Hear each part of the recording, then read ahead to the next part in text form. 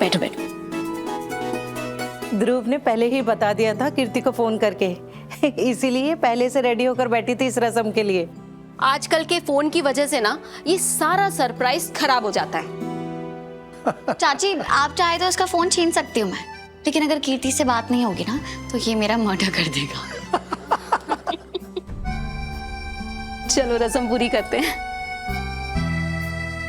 बेटा इसको जलाना।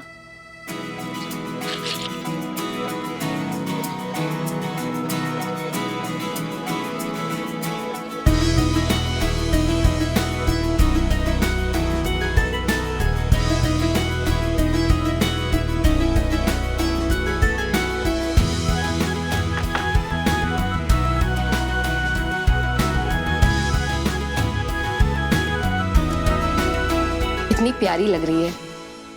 सच्ची कहूं, आज मैं बहुत खुश हूं कि कीर्ति जैसी लड़की हमारे घर में बहू बनकर आ रही है। और अगर अनुराधा भाभी जिंदा होती तो वो भी बहुत खुश होती कि ध्रुव की जिंदगी में कीर्ति आ रही है। कीर्ति, ये हमारे परिवार के, हमारे पूर्वजों का आशीर्वाद है। इसे हमेशा संभाल के रखना बेटा। मैं इस चुन्नी को बहुत संभाल के रखूंगी। चलिए अब आप लोग भी आशीर्वाद दे दीजिए।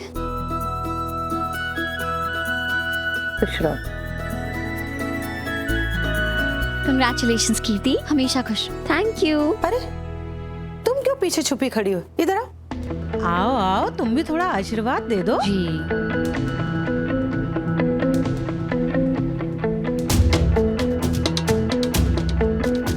कंग्रेचुलेशंस कीर्ति। ध्रुव चले अब। चुन्नी की रस्म तो पूरी हो गई है, अब शादी की तैयारियां भी कर लेते हैं। जी चाची। कीर्ति, बाय बोलने नहीं आओगी? हाँ हाँ जाओ कीर्ति, अगर तुम बाय नहीं बोलोगी तो मेरे मजनू भाई का दिन कैसे कटेगा। चलिए।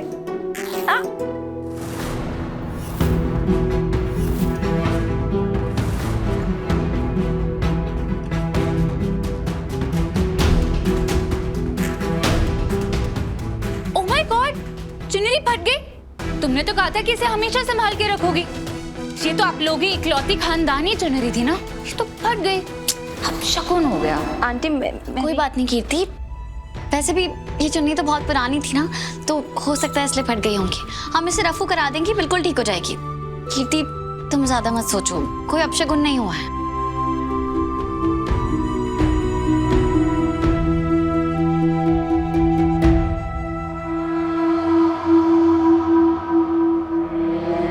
तुमने मुझे यहाँ क्यों बुलाया है कीर्ति? तुम्हें पता है ना हमारा इस तरह मिलना ठीक नहीं है। राघव जी, आपने मुझे कल क्यों छुपाया? क्यों मुझे रीत के सामने नहीं आने दिया? देखिए मुझे ना सच में बहुत बुरा लग रहा है कि हम ये रीत से छुपा रहे हैं। एक तो अभी वैसी चुन्नी फट गई, इतना बड़ा अपशगुन हो गया। ये सोच सोच के ना मेरा दिल वैसे ही बहुत घबरा रहा है। मैं अपनी जिंदगी की नई शुरुआत ना झूठ से नहीं कर सकती।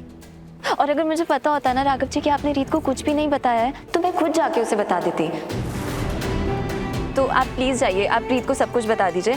मैं भी ध्रुव को सब बता रही हूँ। बकवास बंद करो कीर्ति, मैं रीत को कुछ नहीं बताने वाला। राघव जी, आप समझ नहीं रहे हैं। अगर उस ब्लैकमेलर ने वो सारी फोटोज ध्रुव को भेज दी ना तो मेरी शादी होने से पहले ही टूट जाएगी। मैं ध्रुव को नहीं खो सकती। एक बार पहले भी सबके सामने मेरा मजाक बन चुका है।